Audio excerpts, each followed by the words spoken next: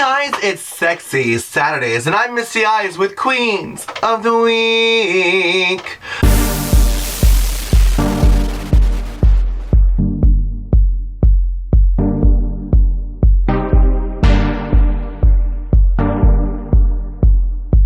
Alright guys, this topic is my topic, and my name is Misty Eyez, in case you just forgot. It's about minorities leading our country, like President Obama, for example, is a minority. Could you see this happening in the future? Again, obviously. Has this already happened, in your opinion? And what do you think the majority of our country would think about non-white, male, straight hierarchy?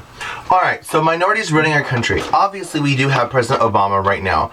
I've heard a lot of topic and debate that he's not black, he's half white, or he's Polynesian, or whatever. But nonetheless, he's not a Caucasian.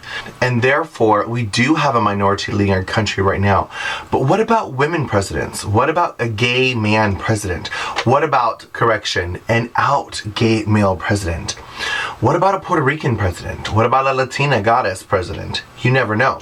I remember I was dating a Puerto Rican a couple years ago, and there was a Puerto Rican nominated to the Supreme Court, and he freaked out that a Puerto Rican would be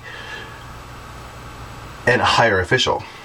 And I'm like, but Puerto Rico is a part of America. He's like, no, but you don't understand. It's still a minority. And he kind of opened my eyes to the reality that, yeah, we live in a redneck country where most of our people, Kentucky, North Carolina, Arizona, Arkansas, etc., Oklahoma, Florida, we live in a redneck country.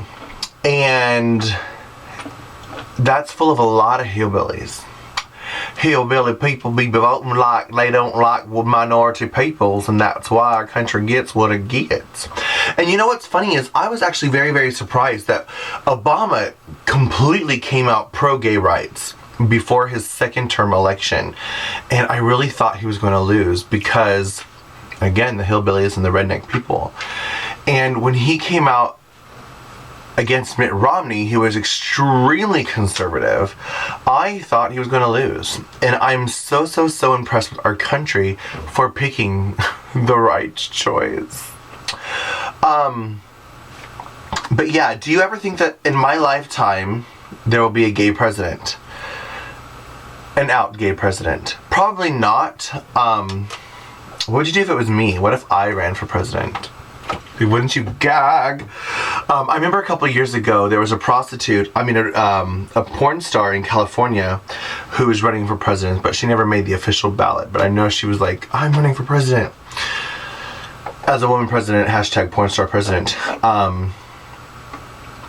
I don't know. I do think that the times are changing, and social media being so prevalent and being such a big part of our education, word does travel so fast. I do think that gay is the new black. Whereas in the 1970s we were fighting for black rights, now we're fighting for gay rights. And don't forget, not too long before that, we were voting and fighting for women's rights. Our country likes to segregate. Our country likes to put people that we feel are different down. I do think that our country will always feel that the homosexual is different. But you know what's funny? Is I do think that we've had gay presidents before. I remember there was a huge book, my roommate, Stephen R. Lang, he's not my roommate anymore, but he's my best friend since the year 2005. He's my roommate for, I think, 8 years. Stephen was reading a book about Abraham Lincoln. And most of the book was about him being a closeted homosexual. A lot of the book was about him sharing his twin bed with his lover of 4 years. And I can't remember the guy's name. I think it might have been like Joshua Speed. And that they lived together in the same cabin in a twin bed for many years. And that he married Todd. Oh God, I should know my government history. Mary Todd, I think her name is. He married Mary Todd for her social standing and or a ticket into the White House. That she was a very militant, dominant, abusive woman and not attractive at all. He definitely did not. The book went on to talk about how I didn't read the book. Stephen read the book. But it went on to talk about how he didn't marry her because he was in love with her and he wanted to spend the rest of his life with her. He definitely married her for social connections, and that she abused him physically and emotionally and spiritually. But she was his ticket in the White House, and it was not a love. They were never produced children. They were never physically intimate with each other, but they had a marriage of convenience. And the 1800s must have been an amazing time because it was very public knowledge that Abraham Lincoln was to be partnered with Joshua Speed. And it wasn't a thing hidden. They were very, very socialites. They were very, very public and very, very vocal about being together.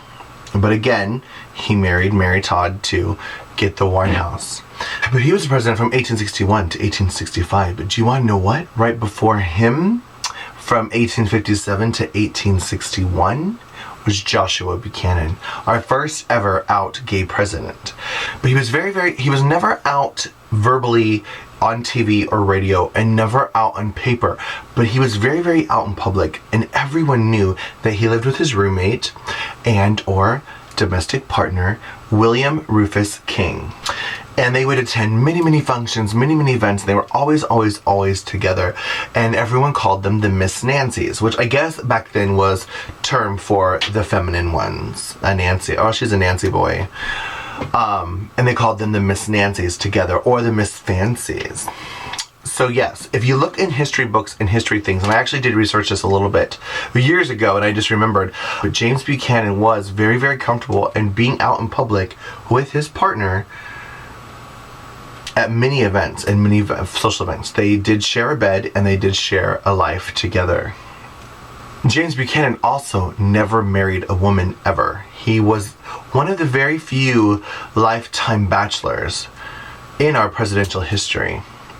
But then America really, really got on the conservative Christian bandwagon. After Abraham Lincoln, I think every president since then has been quote-unquote Christian. But then it leads us to Lyndon B. Johnson in the 1960s, 1963 to 1969. And to be honest with you, that is not one that I've done a lot of research on. I don't know, but I do know that it's rumored that he was also a gay man. But I don't think he was out like Abraham Lincoln was, and I don't think he was out definitely like James Buchanan. James Buchanan was very, very, very out. Abraham Lincoln definitely married a woman to, you know, appear straight and appealing to the masses. But I can't remember Lyndon B. Johnson's story. But while I'm on the topic of presidents, let's talk about the president of the FBI, J. Edgar Hoover. Also a known homosexual, and not just a known homosexual, he's a known cross-dresser. He would go to many, many, many parties as a lady dressed in a red dress. He always wore a red dress, and he preferred to be called Mary. I wonder if that's why gay people call each other Mary all the time. Mary, I bet it's probably because of him. It has to be because of him, right? But the key is, if you do research about the FBI director and president of the FBI, J. Edgar Hoover, a lot of the controversy comes from the fact that the mob knew of him being a cross-dresser and had many, many pictures of him going to parties and things as a lady, and used it as blackmail. So while he had the Secret Service, hashtag FBI, as his secret police mob who would patrol, they never ever bothered the mob because the mob had blackmail material. But he would try to go to these events in private, but obviously it's hard to hide from the mob. But in the post-millennium, 2015, 18, whatever, to have an out gay person as president, that would be a cackle. And by cackle, I mean, that would be amazing. The trick is, we have so many log cabin Republicans and closeted people in government. The trick would be, to have it truly be effective, would be to have somebody out of the closet running for presidency. And you know, I also heard a lot of people saying that Obama was gay. Obama's not gay. You know, it's funny because Abe Lincoln and Obama are very much the same. As in, Abe Lincoln is a gay man fighting for black rights, and Obama is a black man fighting for gay rights. It's ironic how that works. But I do believe that both presidents are going to go down in history for truly making a change in our country. Obviously, the Civil War happened during Abe Lincoln's time frame. What should we call the gay rights movement in Obama? I don't know, the rainbow movement or whatever. Go Obama. Power to him. I'm really, really impressed and proud to call him president. But yeah, do I think that we'll ever have a Puerto Rican president? I think it's possible. Do I ever think that we'll have a lesbian president? Hillary Clinton, hello, she's on her way. Everybody knows she was a president when Bill Clinton was a president anyway, so I do think that she already has experience. If Hillary Clinton does go, I will definitely be voting for her. Hashtag love her. But the cackle for me would be the out gay president. I would love it. And I would definitely vote for it. But you'll definitely have the hillbilly people and the Duck Dynasty guys fighting against anybody that was an out homosexual. So that might happen much, much further down the road. But hey, we have a black president. That's a move in the right direction, right?